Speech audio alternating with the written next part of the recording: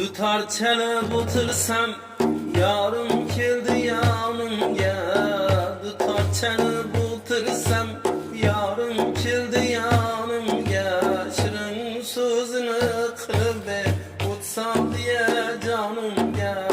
Shirin so'zini qilib o'tsam diye canımga.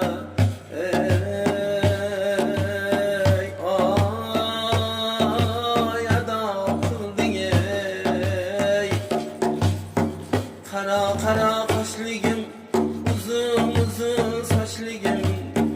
Kara kara kaşligim, uzun uzun saçligim.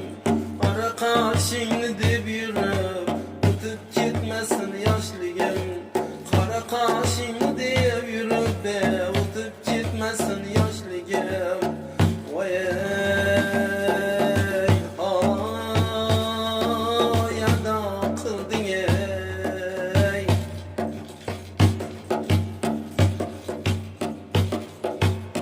yar yana kelar bo'lsa yor uchun nima olay.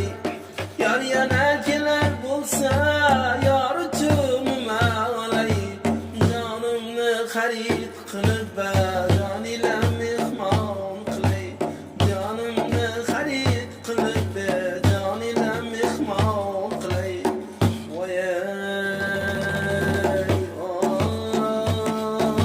yada qilding Dutar çalıp otur